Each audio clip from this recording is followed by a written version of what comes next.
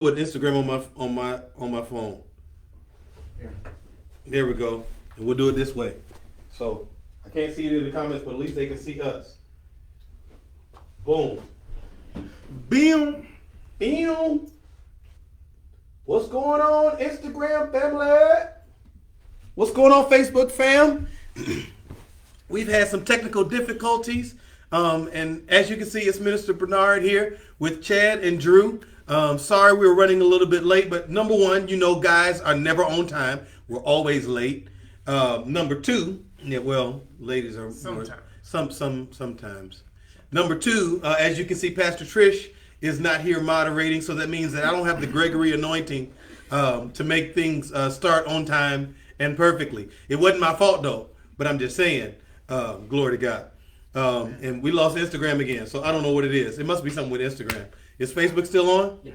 All right. So Facebook tonight is your night, and we are going to be talking about do men worship. So share this with your friends, share this with your followers, share it with your husbands and your boyfriends and your cousin and them, because tonight we're going to be talking real about guys and worship and why it seems to be so difficult for some guys to worship and all that good stuff. So let's take a minute. It's 7:10. Do y'all mind if we do a little bit of an icebreaker? Can we do an icebreaker? Just to make it fun so y'all can see some of these guys' personality. If you go to Linked Up Church, these are two of our amazing musicians. And you don't get to hear them talk much. You hear Drew on that guitar. Okay, so do it again. I did it like 3 times. Hi, guys. And so I'm excited to hear their hearts tonight. But we've got an icebreaker, and it's a little bit like Name That Tune, a little bit like Beat Shazam. And so Xavier's going to play. I almost called you Dwayne. Xavier I just called you Dwayne. All right. Xavier's going to play a couple of songs, and whoever picks it out first gets the point. All right? You ready? Yep. Let's go.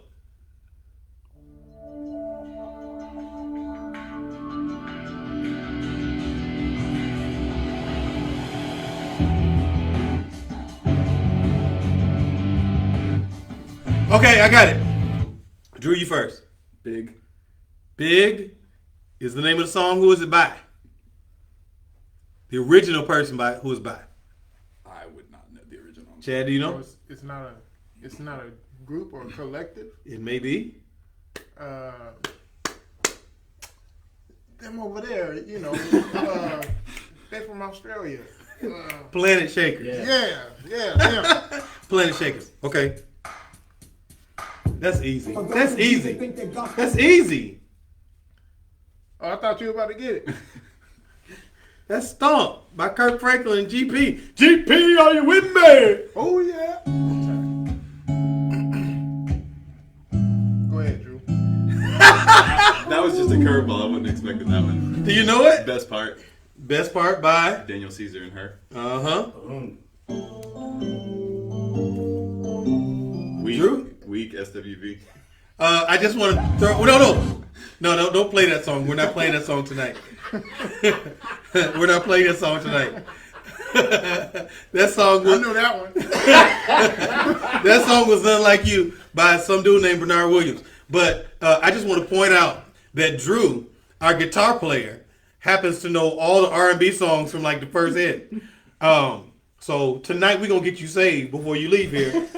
We appreciate all your service. But tonight is the night that you give your heart to God. Amen. Ramanju. Atalanta. Braves. Atalanta. Braves. Hey, he's bringing you home. Slide in. Atalanta. Braves. All right, last one. All right, last one. Here we go. I'm sitting in the kitchen and I was like, Lord, what All right, Chad. am I gonna? It's been so good. What's his name? Todd Galbraith. Todd Galbraith. That's right. Yeah. Now, I don't know all the You've been secular good. songs. I love Jesus when it comes to my music. Can I ask y'all a question? I'm just playing. I know we're talking about worship songs tonight, but why is it that gospel songs we have to introduce and CCM songs they just sing? But I had a praying grandmother.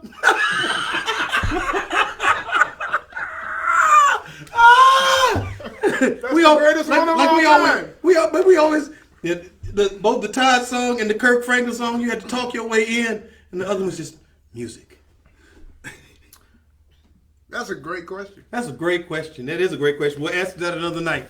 But tonight we're going to talk about, do men worship? Apparently there have been a lot of memes going back and forth, and I want you all to ask your questions in the chat. So please go ahead and type those in. Xavier will make sure to get them out to us. But we've been seeing memes over the last few days about when do men worship, and specifically they were saying if a guy approaches a girl, then you should check his worship life. And then people were saying, well, guys don't worship, so that ain't never gonna work. So I guess the question I would ask you guys, why does it seem so difficult for guys to worship in church? What do y'all think? Want to take it first? I think that, being sensitive is hard for, is a hard word for some guys. And to worship, there's a degree of sensitivity involved. And that can lead to the feeling, like you said earlier, of vulnerability. And some guys can have a hard time feeling vulnerable. It's like you don't want to show a certain side of yourself because, you want to portray, a tough image, or, you want to show your masculine side, not be viewed as weak or something by being exposed. Yeah, that's good, Drew. Chad, any thoughts? I think also some guys, since we're taught from a young age, like you were saying earlier, to have this shell, so to speak, some guys probably don't even know how to be vulnerable. And I would say vulnerability really comes from a place of one-on-one intimacy. And a lot of guys don't even know how to be intimate. Yeah, So that's true. And then what I'll add to the conversation is, from a corporate worship, from a church perspective, I've grown up in church all my life. And so the truth of the matter is, normally, we're really blessed here at Linked Up, but normally you either have ladies leading worship, or you have, being honest, slightly effeminate or very flamboyant men leading worship. And so from a guy's perspective, they don't necessarily know if that's something that they want to emulate, because they don't want to be perceived as something that they're not. And so it's really important. I have found that it's really important for men to worship, because that sets a standard, and there's real power when men worship. Not to say that there isn't when women worship, but something changes when a man worships. But there's so many hindrances to allowing a guy to just be like, yo, I can lift my hands and I'm strong, I'm not weak, right? Right. So this is really, really good. And so let me ask this question. What do y'all believe, like, what is worship though? Like, what is worship to y'all? Because we keep throwing out, why don't men worship? But what is worship? I think one aspect of it is a direct connection with God that is unhindered by anything else, where you're just in direct communication, and you're not allowing your headspace to block you from being there. Right. It's good. that was good. That was very good. I don't know if I have anything to add. And he threw in the word unhindered. Yeah. When you saw unhindered, uninhibited. Unrestrained. It's an Come on, sir. unrestrained. Yeah. So I mean, that's good. And so then I'll ask this, since we do talk about relationships from time to time. Are we getting any questions yet? So we do talk about relationships from time to time. And so if a guy struggles with worship, does that mean, do you all think that will potentially hinder a guy from being able to be vulnerable in their relationship? Absolutely, in my opinion. Okay, explain. Honestly, I'm not married, but I am dating, and some of the Hey, Courtney. Hey, Courtney. Some of the moments that have brought us the closest are the moments where I wasn't I wasn't macho. Mm-hmm. I had my guard down and I could shed some tears and explain how I felt about this thing and that thing, about my upbringing and so on and so forth. Being open and allowing her to see another part of me that doesn't have anything to do with necessarily what I can do for her. Mm-hmm. That's really, really good. I mean, I've had the beauty of being married now for 13 years. Hey, D, I love you, baby. Yeah. And I agree. Like, there is I have found that the relationship that we have with our significant other, with our wives, with our girlfriends, is actually supposed to be a direct representation of our relationship with God. And if I don't have a relationship with a God that loves me in spite of me, despite my mistakes, always pushes me forward, if I don't understand that relationship, it makes it really difficult for me to share that with a woman that is supposed to be my helpmeet, that again is supposed to love me unconditionally, that's supposed to push me in the direction, help push me in the direction that I'm supposed to go. And so if I can't trust God to do that, I certainly can't fully trust my wife or my girlfriend to do that as well. So it's really important. That's why for me it's been a real blessing to be able to find that freedom. Yeah. What about you, Drew? What you think? You single too, huh? Single. He's single. Yeah, this is your moment. I mean, I think that, if you're seeking a relationship with God, then you're ultimately seeking to be the best version of yourself. Mm-hmm. And, entering into a relationship at that point, you're going to be entering into it with your best equipped self. Yeah. If you don't have a relationship with God, and you don't have that intimacy, you might struggle because you might be focused on the wrong things. You might not be focused on the important stuff that you should be, worrying about with the relationship. It might just be trivial or more surface level things that don't really ultimately matter. Yeah. That's good. That's good, man. I think we got a question. Yeah, we have a question. Come on, question. All right. My parents were married, but my father never attended church, and the men who were in the church were aldermen who were either deacons or ushers, and they didn't do much worshiping. So how do I worship if I never learned or saw it? That's good. That's really, really good. That's a powerful question. Whoever wrote that, I appreciate your transparency, man. I really, really do. So, any thoughts y'all have? I have a whole bunch, but I'll let y'all go first. I've got some thoughts. Go for it. I think it's important that because we're in church and we see so many different people worshiping in their own way, I think it's important that we find our own identity in worship in our own private, quiet time.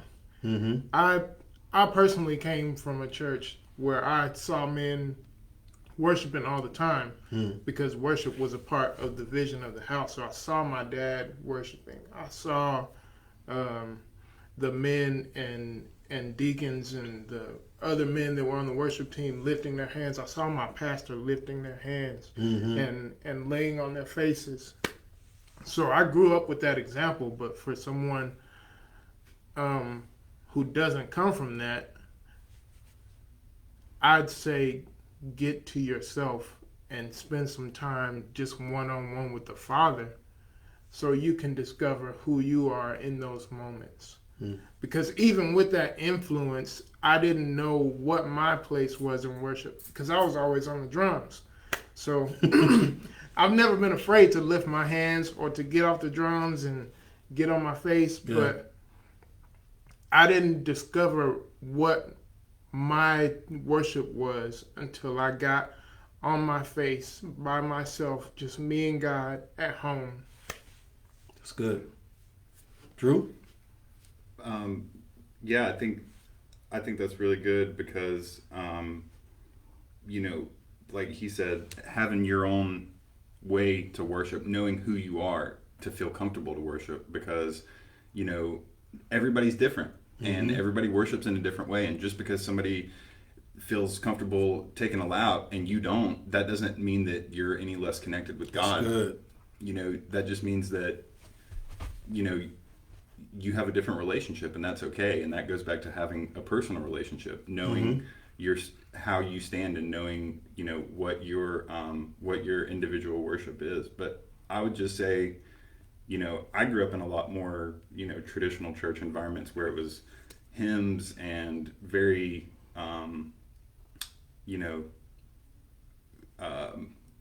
what's the word I'm looking for? Reserved. Yeah.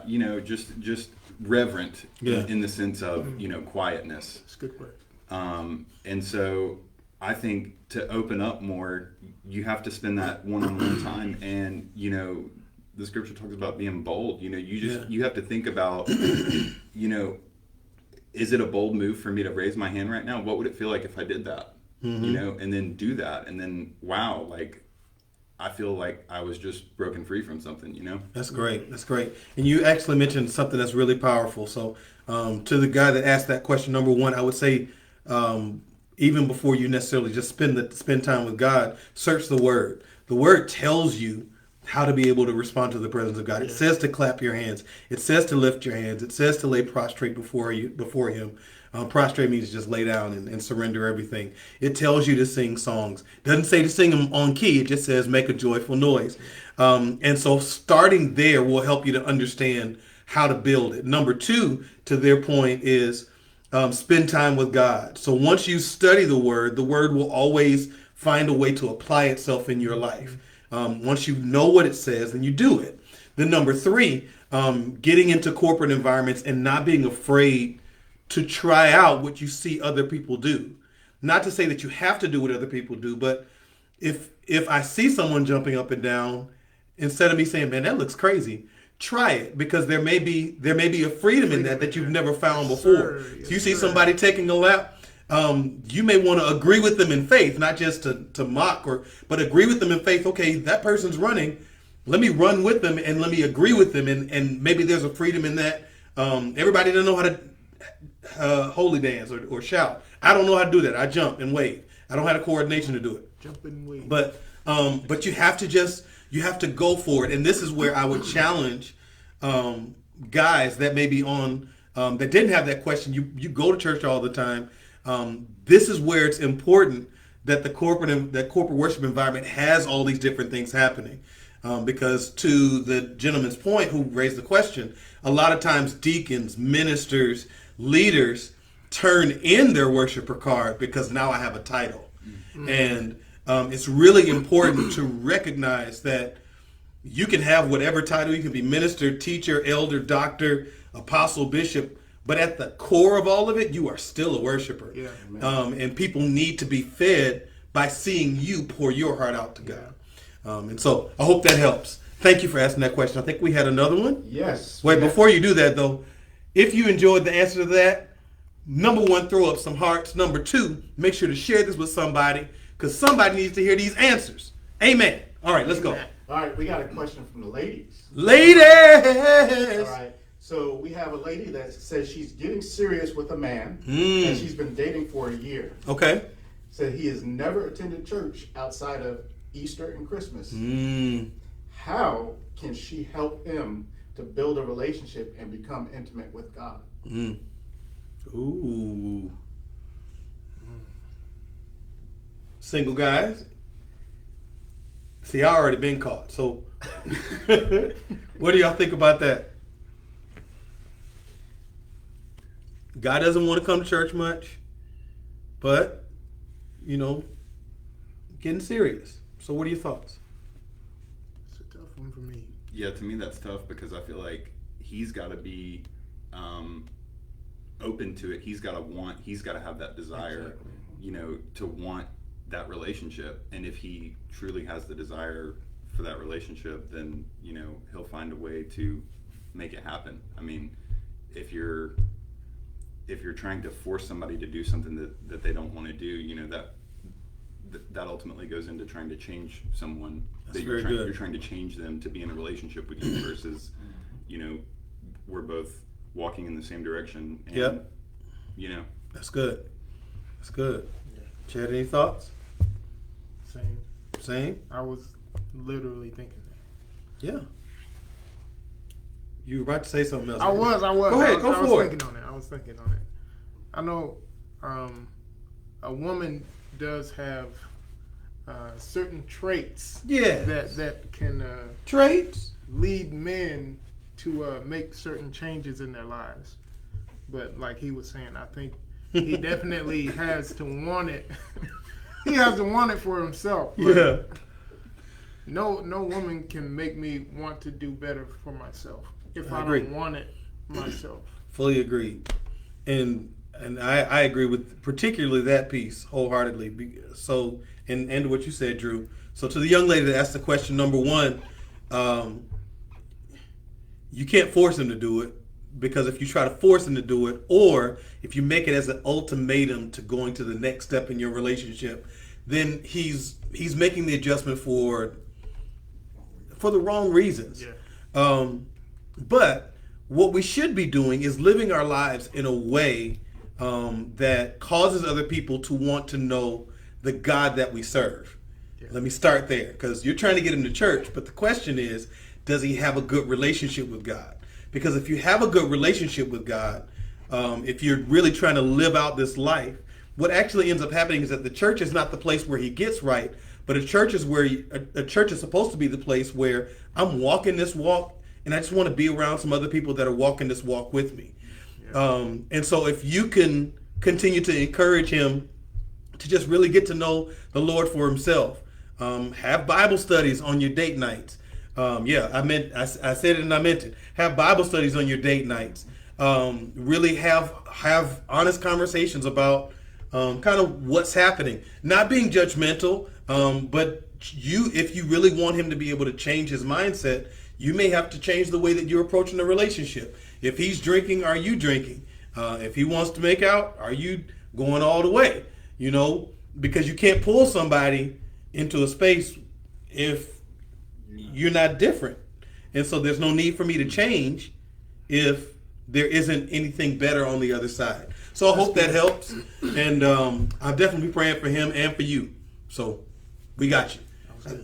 Thank you, sir. Thank you.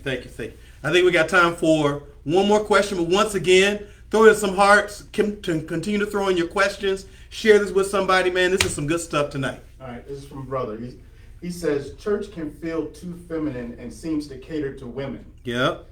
Words like surrender Yep. and loss don't really cause a reaction in me. Yeah. So I'm assuming the question is, how does he reconcile that? Okay. I have an answer, but I'll let y'all go first. I always have answers. That's my job. I want to hear from y'all. I want to piggyback off. You want to piggyback off me? All right.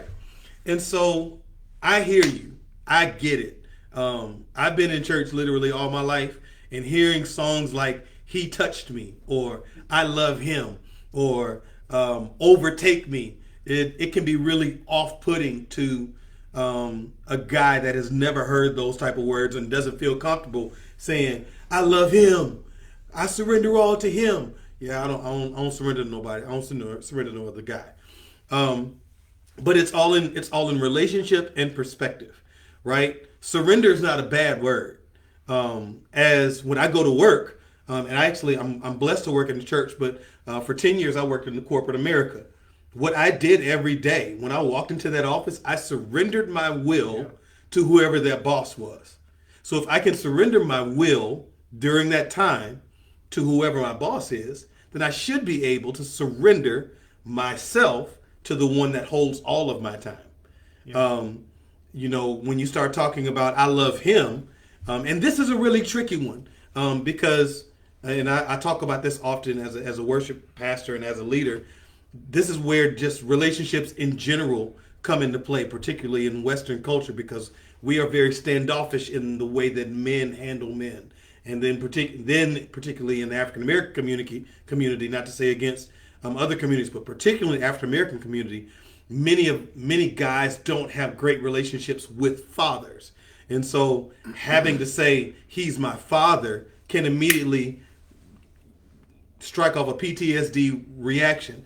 But that's where, in all honesty, again, I said it in the last one, that's where reading the word, spending time with the Lord, and allowing him to redefine the words for you will help to break that up. I agree with you. It can feel like church is very effeminate or women heavy. And a great portion of that is because a large percentage of the people that go to church are women. Yeah. It is. But I have taken that more as a challenge, that there needs to be more men in church, and I don't mind helping to be a standard bearer for that. So that was my long-winded answer, but I hope I gave y'all some piggyback points. I think guys are also taught to be, we're taught to be, I don't know what the word is, but I guess you could say we're taught to be like leaders and stand up on our own 2 feet. So we go our own route, so to speak. Yeah. So surrender can trigger whatever, especially if we've never had to surrender Yeah. to anything or anyone, if we've never had to submit our own will, Yeah. if we've always been in our own way, so to speak. Yeah. And a lot of guys, we don't know that we get in our own way because we've never submitted to any kind of authority. That's good. That's good. So, me personally, I know that I need some kind of accountability. I need good. somebody to show me the ropes. I've always had that in my life. I did have my father in my life, and I had many other men to teach me and uplift me and keep me accountable. And I won't say that it's I'll say it's more than helped me in many other ways. Yeah. To have that level of authority over me, so that I could surrender, and because somebody always knows more than you. Yeah. No matter how much you think you know, no matter how much you think you've obtained, there's always more. There's always more wisdom. There's always more revelation. There's always more knowledge. Yeah. But it comes with submitting. When That's good. you sit down to read a book, you got to submit to the wisdom and knowledge that's in that book. When we sit down to read the word, we got to submit to the wisdom and knowledge and revelation that's in that book. Come on, preach, Chad. Otherwise, what are we doing? What are we doing? What are we doing? What are we doing? Drew, what you got? Well, to kind of pick up where he left off, I love Solomon and the wisdom of Solomon, right? And what does he say in Proverbs? The fear of God is the beginning of knowledge. And I think it's just a paradigm shift. I think you have to get over thinking of words like surrender or submit or sensitive or whatever as being effeminate, because if you really break it down, being sensitive is a heightened sense of awareness, being more perceptive. It's good. And as men, we should be we want to be at the height of our abilities, right? Yeah. So that doesn't make you less masculine. Sensitive doesn't have to mean lovey-dovey and soft. It can mean a higher sense of perception. That's great. That's really, really good. So I hope that helps. Yeah. Come on, Xavier. Just real quick, I wanted to chime in on that one. Yeah, man. I think also a big part of it is, as men, we have to reconcile in our minds that God is God. Right. Okay? And with God being God, you have to understand that there are things that you will never understand about God. Yeah. And because he's God, you have to basically give him space to be God. Exactly. Good. That's great, man. That's really, really good. And so this has been a great conversation. I hope that you all have enjoyed it on Facebook. This is all for y'all because it didn't get on Instagram or YouTube. So this is your night. And so I really hope that you all were blessed by that. Any final words from either of you wonderful gentlemen? None for me. None from you. Drew? Go Braves. Go, go Braves. Well, we are so grateful that you chose to be with us tonight. For all of our guys, or even for the ladies that are here in the stead of a guy, we also want to make sure, first and foremost, that we invite you. Number one, that we invite you every single week. We are an extension of Linked Up Church. Our pastors, Joel and Patricia Gregory, and man, we are so honored to be a part of this ministry. And God has really been doing some great things. Pastor Gregory right now is in the middle of a powerful sermon series called yes he did, and it's called Fueled in a Flame.